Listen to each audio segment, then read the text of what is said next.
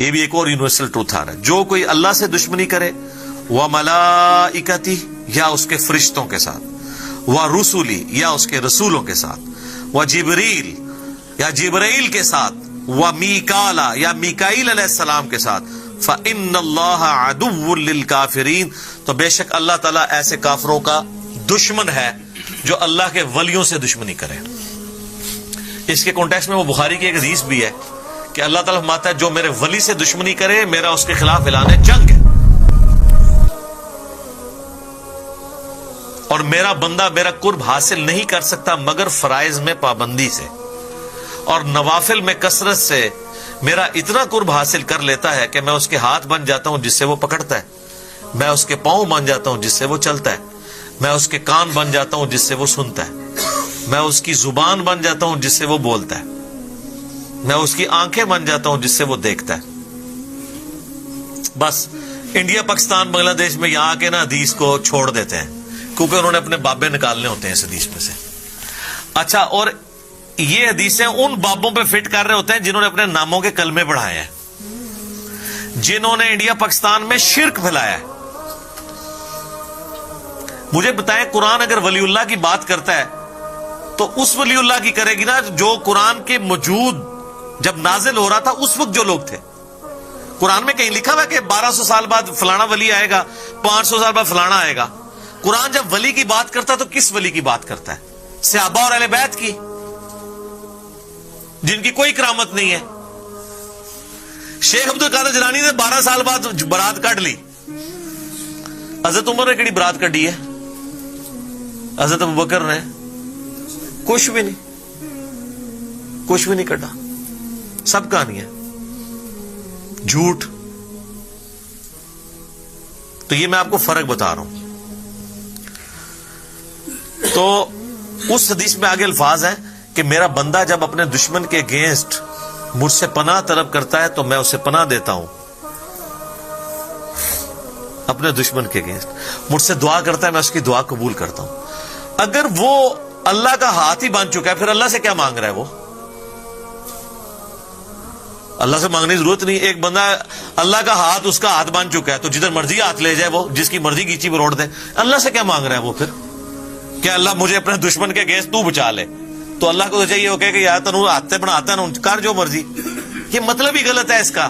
ہاتھ بن جاتا ہوں, پاؤں بن جاتا ہوں, آنکھیں بن جاتا ہوں, مراد یہ ہے کہ اس کے ہاتھ, پاؤں, آنکھیں, کان یہ اللہ کی اطاعت میں ہی اٹھتے ہیں, اللہ کے نافرمان نہیں ہوتے. یہ مطلب ہے. اچھا, وہ اس پہ بھی اگلی کہانی کراتے ہیں.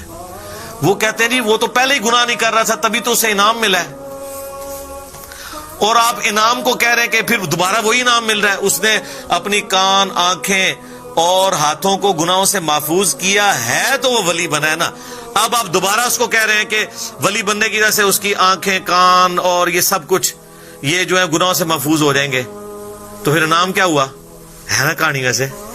سارے دا علاج اتنے ہے سرجن صاحب کو. میرے بھائی کوئی دنیا کا بڑے سے بڑا بابا یہ کہہ سکتا ہے کہ میں جو اب ولی بن گیا ہوں تو اب مرتے دم تک میرا ایمان سلامت رہے گا؟ اس کی گارنٹی کوئی شخص اپنے بارے میں کہہ سکتا ہے؟ کوئی صحابی بھی کہہ سکتا ہے سوائے جن کو بائی نیم جنت کی بشارت ہوئی ہے. وہ بھی انہوں نے خود نہیں کہا, اللہ نے وحی کے ذریعے بتایا. ورنہ تو فتح مکہ پہ کتنے ایمان لانے والے حضور کی وفات کے بعد مرتد ہوئے اور حضرت بکر کے خلاف کھڑے ہو گئے منکرین زکات, مسلمہ کذاب کے ساتھ ملنے والے لوگ. تو مراد یہ ہے کہ جو بندہ اعمال میں استقامت کرتا ہے نا, میں اس کی آنکھیں بن جاتا ہوں, کان بن جاتا ہوں, ہاتھ بن جاتا ہوں. یعنی اللہ تعالیٰ پھر اس کو یہ انعام دیتا ہے کہ اب میرا اسپیشل پروٹوکول ہے تیرے ساتھ. پہلے تو تو نے اپنی ایفرٹ سے یہ کام کیے تھے نا, اب میری تائید تیرے ساتھ ہوگی کہ میں تجھے یہ تائید کروں گا کہ آندہ کبھی تو برائی کی طرف جانے بھی لگا نا, تیرا میں ہاتھ پکڑ لیا کروں گا. جیسے کہ یوسف علیہ السلام کا پکڑا. قرآن میں الفاظ ہیں یوسف بھی اس عورت کا قصد کر لیتا اگر اللہ کی برہان نہ دیکھتا. تو تسی کہڑے اپنے آپ بڑا وڈا سمجھتے ہو اور اللہ سے بے نیاز سمجھتے ہو؟ یوسف تو پیغمبر تھے, وہ بے نیاز نہیں ہے اللہ سے, تو بابا کون سا بے نیاز ہو سکتا ہے اللہ سے؟ تو اس کا مطلب یہ ہے ہاتھ بن جاتا ہوں, پاؤں بن جاتا ہوں. اور یہ تو ہمارا حضور کے بارے میں عقیدہ نہیں ہے کہ آپ کی زبان جو ہے وہ اللہ کی زبان ہے. ہم یہ کہتے ہیں کہ آپ کی زبان پر اللہ کا کلام جاری ہوتا ہے. وما ينطق عن الهوى ان هو الا وحی یوحی. نبی علیہ السلام وہ کہتے ہیں جو اللہ وحی کرتا ہے. یہ قرآن میں جو ہے نا کہ ان پر اللہ کا ہاتھ تھا جب نبی علیہ السلام بیعت کر رہے تھے, تو اللہ کا ہاتھ مراد یہ کہ گویا نبی کی بیعت اللہ کی بیعت ہے, فزیکل ہاتھ نہیں. کوئی قرآن میں ہے من یطع الرسول فقد اطاع اللہ, جس نے رسول اللہ کی اطاعت کی اس نے اللہ کی اطاعت کی. تو جو چیزیں بالمفہوم اور با محاورہ ہوتی ہیں اس کو فزیکل معنی یہ پہنا دیتے ہیں اور آگے کہانیاں کراتے ہیں. تو اللہ تعالیٰ فرماتا ہے کہ جو کوئی دشمنی کرے گا اللہ کے ساتھ, اس کے فرشتوں کے ساتھ, جبرائیل کے ساتھ, میکائیل کے ساتھ, تو اللہ تعالیٰ ایسے کافروں کا دشمن ہے. اور آج بھی جو صحیح اولیاء اللہ سے دشمنی کرے گا اللہ کی ان کے ساتھ دشمنی ہے, یہ ذہن میں رکھیے گا. اور صحیح اولیاء اللہ وہ ہوں گے جو اللہ کی عبادت کروائیں گے, اپنی عبادت نہیں. آپ مجھے بتائیں, ویسے کو عام بندہ کوئی چھوٹی سی بات کر دے تو لوگ کیا کہتے ہیں, جی کتنا متکبر ہے, جی میں کرتا ہے, کہتے ہیں نا. تو یہ جو بابا کہتا ہے آپ کو کہ جو میرا مرید ہو گیا میں جنت میں نہیں جاؤں گا اس وقت تک جب تک کہ آپ کو ساتھ نہ لے جاؤں, اس کی میں نہیں آپ کو نظر آتی. ادھر کہتے ہیں سبحان اللہ, اتنی بڑی میں کے اوپر سبحان اللہ. اللہ کہنا چاہیے لعنت اللہ علی الکاذبین, ایسے جھوٹے پہ اللہ کی لعنت ہو جو یہ دعویٰ کر رہا ہے. تمام ولیوں کی گردن پہ میرا پاؤں ہے.